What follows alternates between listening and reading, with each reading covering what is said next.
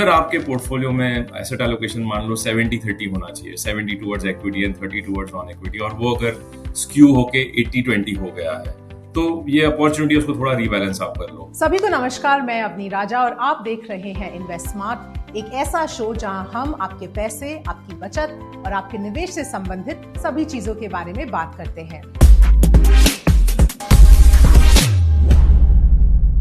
नया साल शुरू होने जा रहा है और ये एक बहुत अच्छा मौका है अपने इन्वेस्टमेंट पोर्टफोलियो को रीअसेस करने का, अपने फाइनेंशियल गोल्स को रीअसेस करना।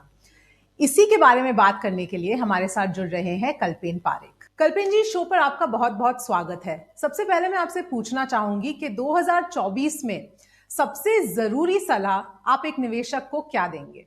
मेरा ये मानना है कि इन्वेस्टमेंट लॉन्ग टर्म में पैसा बनाता है और लॉन्ग टर्म में अच्छे और बुरे दिन दोनों आएंगे। कभी अच्छे दिन होते हैं तो तब हमें ये मान के चलना है कि दिस टू शैल पास। तो अगर बुरे दिन आएंगे तो यूनिट कलेक्शन में तेजी हो जाएगी, एनएवी में नहीं होगी तो units collection, we will collect more units when markets are not in a bull market. तो मेरा ये मानना है कि एज इन्वेस्टर्स हमारा सबसे पहला उद्देश्य होना चाहिए कि we acquire more and more units and increase our investments and savings. और over longer period of time when NAVs rise and directionally markets long term में ऊपर ही जाते हैं अगर आप अच्छे देश में हो और अच्छी कंपनीज में या अच्छे म्यूचुअल फंड्स में इन्वेस्टेड हो। थैंकफुली हम अच्छे देश में तो है ही, और हमारे देश में बहुत सारे अच्छे म्यूचुअल फंड स्कीम्स भी है।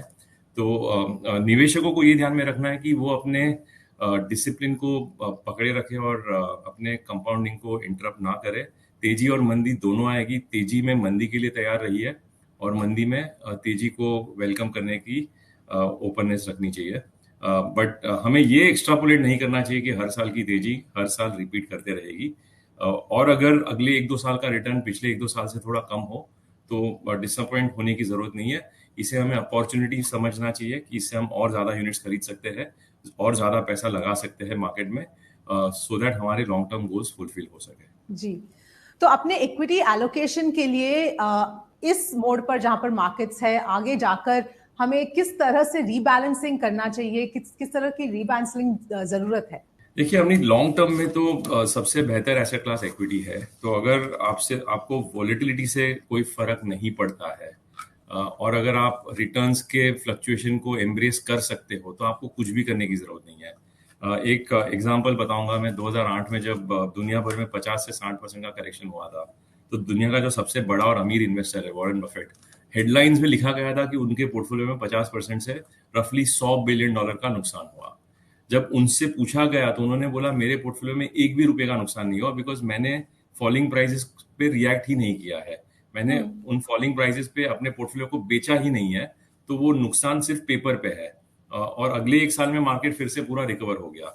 तो इस एग्जाम्पल के जरिए ये बताना चाहता हूँ कि अगर इन्वेस्टर को वॉलेटिलिटी से डर नहीं लगता है या उसका ध्यान उसकी तरफ नहीं है और वो अपने काम में बिजी है, अपने सेविंग्स को बढ़ाने में बिजी है, तो आपको कुछ नहीं करने की जरूरत है। और अगर आपके पोर्टफोलियो में एसेट एलोकेशन मान लो 70-30 होना चाहिए, 70 towards equity and 30 towards non equity, और वो अगर स्क्यू होके 80-20 हो गया है तो ये अपॉर्चुनिटी उसको थोड़ा रीबैलेंस आप कर लो। अगर आपको अगले 6 महीने 1 साल में आपको कोई बड़े खर्चे करने का आपका कोई अवसर आने वाला हो तो थोड़ा बहुत प्रॉफिट बुकिंग आप कर सकते हो, बिकॉज मार्केट थोड़ा काफी स्पीड से ऊपर बढ़ा है। और अगर आपके गोल्स नियर टर्म में आने वाले हैं तो इस अपॉर्चुनिटी को लेके आप अपने गोल्स को फुलफिल कर सकते हो। और तीसरा, जब इस तरह की तेजी होती है मैं हमेशा ये सोचता हूँ कि हमारे पोर्टफोलियो में काफी टाइम ऐसी कंपनीज होती है जो डिजर्विंग नहीं होती है, और तेजी में अच्छा स्टॉक हो या बुरा स्टॉक हो सब ऊपर जाते हैं। तो ये अच्छा मौका है हमारे लिए पोर्टफोलियो की क्वालिटी को इम्प्रूव करने का, जिससे हम जो पुअर क्वालिटी या मीडियोकर क्वालिटी के पोर्टफोलियोज अगर है हमारे पास, या हमारे स्टॉक्स है ऐसे जिनका फंडामेंटल साउंड नहीं है लेकिन स्टॉक 200% ऊपर है, 100% ऊपर है, तो इस तेजी का हमें फायदा उठाना चाहिए हमारे पोर्टफोलियो की क्वालिटी को बेहतर बनाने के लिए। जी जी, जैसा कि आपने कहा कि पास्ट परफॉर्मेंस को काफी वेटेज दिया जाता है फंड्स के सिलेक्शन में, तो ये नहीं होना चाहिए। लेकिन अगर आप समझा सकते हैं कि एक निवेशक को क्या क्राइटेरिया अपनाना चाहिए फंड सिलेक्शन के लिए? मेरा ये मानना है कि जब आप फंड सिलेक्ट करते हो, it is like selecting a partner, and giving really long periods of time, and long period is decades, not 1 2 3 4 years.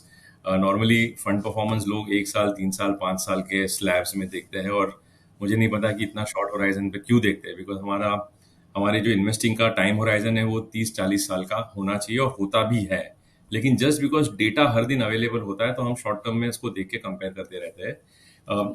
तो मैं खुद क्या करता हूँ मैं आपको बता सकता हूँ, सही या गलत I don't know, but my approach is कि मैं देखता हूँ कि मुझे 3 या 4 अलग अलग फंड्स में इन्वेस्ट करना होता है, डाइवर्सिफाई करना होता है, उससे ज्यादा करने की जरूरत नहीं है, अदरवाइज आपका पोर्टफोलियो एक म्यूजियम या जू बन जाएगा। दूसरा मैं ये देखता हूँ कि हमारे यहाँ तो एक रूल है कि हमारे ही फंड में पैसा इन्वेस्ट करना होता है, तो मेरे लिए आसान है डीएसपी के फंड ढूंढने हैं मुझे। उसके अंदर हर फंड मैनेजर ने अपनी इन्वेस्टिंग की जो बिलीफ्स है, इन्वेस्टिंग करने का जो तरीका है, उसे क्या अच्छा लगता है, किस तरह के कंपनीज वो सिलेक्ट करता है, कैसे सिलेक्ट करता है, वो हमने एक रिटर्न डॉक्यूमेंट में हमारे वेबसाइट पे रखा हुआ है। तो आइडियली मैं अगर मुझे किसी फंड में इन्वेस्ट करना है, पहले एक बार मैं इन्वेस्टमेंट मैनेजर की आइडियोलॉजी को समझ लूंगा, उसकी बिलीफ सिस्टम को समझ लूंगा, फिर उसके लंबे समय का ट्रैक रिकॉर्ड क्या है और उसने अच्छे और बुरे समय में कैसे बिहेव किया, कैसे अपने पोर्टफोलियो को नेविगेट किया है। तीसरा मेरे लिए इंपॉर्टेंट है कि जब बहुत बड़े करेक्शंस होते हैं, 30 40 50% के करेक्शन, नॉर्मली 8 या 9 साल में एक बार ऐसा बड़ा करेक्शन होता है, और नॉर्मली बड़े करेक्शन कोई बबल के नॉर्मलाइजेशन पे होते हैं। तो इन करेक्शंस में अगर फंड मैनेजर ने अच्छा बिहेव किया है या अच्छी कम कम अमाउंट से गिरता है, तो वो एक इंडिकेशन है कि उसका डिसिप्लिन बाकी लोगों से थोड़ा बेहतर है। तो मुझे इस तरह के पोर्टफोलियो मैनेजर अच्छे लगते हैं जो ट्रांसपेरेंट है, जो रिस्क को ठीक से मैनेज करते हैं, जो बुरे समय में कम गिरते हैं, एक्सीडेंट जब होते हैं तो वो कम मार खाते हैं, और अच्छे समय में वो रिकवर ठीक से हो जाते हैं। और चौथा ये जरूरी है कि ये हमारे फंड मैनेजर्स कितनी ऑनेस्टी के साथ इन्वेस्टर्स को कम्युनिकेट करते हैं और गाइड करते हैं। काफी समय ऐसा होता है कि बाजार बहुत महंगा होता है या एक बबल जोन में होता है, तो इस समय पे जो अच्छे फंड मैनेजर्स है वो आके बताएंगे कि आपको ज्यादा डिसिप्लिन देना जरूरी है, आपको ज्यादा कॉशियस होना जरूरी है। तो ये 3 4 डायमेंशंस को देख के ऐसे 5 6 फंड मैनेजर आपको ढूंढने हैं इंडिया में। थैंकफुली बहुत सारे अच्छे फंड मैनेजर्स हैं, इन्वेस्टर्स के पास चॉइस की कोई कमी नहीं है। तो इस तरह से अपने पोर्टफोलियोज को आप चूज कर सकते हो, फंड्स को चूज कर सकते हो। ये कहने के बावजूद आई वुड स्टिल से कि ये आसान काम नहीं है, बिकॉज 300 से 400 स्कीम्स है, तो इन्वेस्टर कैसे इतने स्कीम्स में से अपना सिलेक्शन करेगा, और बहुत सारे मूविंग पार्ट्स होते हैं। बहुत सारे इन्वेस्टर्स अपने प्रोफेशन में अच्छे होते हैं, अपने काम में बहुत अच्छे होते हैं, लेकिन ये सब समझना उनके लिए बहुत आसान नहीं है, और मेरी जो भाषा है समझाने की वो भी शायद इतनी आसान नहीं है। तो सबसे पहला जो कदम उठाना चाहिए वो ये कि आप एक अच्छा एडवाइजर ढूंढिए, जो खुद कॉम्पिटेंट हो, जो खुद आपके इंटरेस्ट में काम करेगा और आपके नीड्स के हिसाब से आपको एक अच्छा पोर्टफोलियो बनाने में मदद करेगा। तो आई थिंक ये 2 तरीके हैं। और तीसरा, आखिर में जब तक आप नहीं समझ पाते हो फंड सिलेक्शन कैसे करना है, तो इंडेक्स फंड एक पहला अच्छा कदम है, जहाँ पे एटलीस्ट आप मार्केट के रिटर्न को खरीद सकते हो, और ना कि आप पिछले साइकिल का जो हीरो है उसमें पैसा लगा दो और अगले साइकिल का वो जीरो हो जाए। जी जी बिल्कुल। तो जो इवॉल्व्ड थोड़े मैच्योर इन्वेस्टर्स हैं, उनके लिए अगर आप समझाना चाहें कि कौन से सेगमेंट्स या कौन से ट्रेंड्स आपको एक्साइट करते हैं इस वक्त, क्योंकि सेक्टोरल फंड्स में भी हमने काफी फ्लोज आते हुए देखे हैं, तो आप क्या कहेंगे? सोनी, पहले तो फ्लोज आ रहे हैं इसलिए हमें इन्वेस्ट नहीं करना चाहिए, because just because others are buying it is not a good reason to invest, और जस्ट बिकॉज फ्लोज किसी एक सेक्टर में बहुत ज्यादा आ गए हैं। नॉर्मली जो सेक्टर में बहुत ज्यादा फ्लोज आते हैं वो सेक्टर इवेंचुअली ओवरहीट हो जाता है, वो महंगा हो जाता है और वहां के रिटर्न्स इवेंचुअली कम हो जाते हैं। तो वो तो कभी भी सही तरीका या रीजन नहीं है। लेकिन जो आपने पूछा आज कौन से सेक्टर्स रिलेटिवली हमें बेहतर लगते हैं, हमें लगता है कि बैंकिंग और इंश्योरेंस का जो सेगमेंट है वो पिछले 3 से 4 साल से कंसोलिडेट हो रहा है। कंपनीज की प्रॉफिटेबिलिटी बढ़ रही है, उनके प्रोस्पेक्ट्स स्टेबल या स्टेडी है, लेकिन स्टॉक प्राइस 2 3 साल से कहीं नहीं गए हैं। तो वो एक सेक्टर है जहाँ पे बड़ी अपॉर्चुनिटी है, लॉन्ग रनवे है, और stock prices have become reasonable. दूसरा हेल्थ केयर सेक्टर है, हमको पिछले 1 साल से अच्छा लग रहा है। पिछले 3 4 महीने में थोड़ा मूव काफी स्पीड से हुआ है, लेकिन फिर भी वहां पे रिलेटिवली वो सेक्टर हमें ठीक लगता है। ऑटो एंसिलरीज ये तीसरा सेक्टर है जो हमारे पोर्टफोलियोज में इसका वेट थोड़ा ज्यादा है। 2 व्हीलर कंपनीज है, 10 11 साल का स्लो डाउन या कंसोलिडेशन जो हुआ है उसमें से बाहर निकल रही है 2 व्हीलर कंपनीज, तो वो एक सेगमेंट है जहाँ पे थोड़ी अपॉर्चुनिटीज हमें दिखती है। From business prospects, engineering, capital goods, manufacturing, ये थीम भी बहुत अच्छी है, लेकिन यहाँ पे भाव बहुत ज्यादा ऊपर आ चुके हैं, तो वहां पे इन्वेस्टर्स को अगर इन्वेस्ट करना भी है तो एसआईपी के जरिए करना जरूरी है।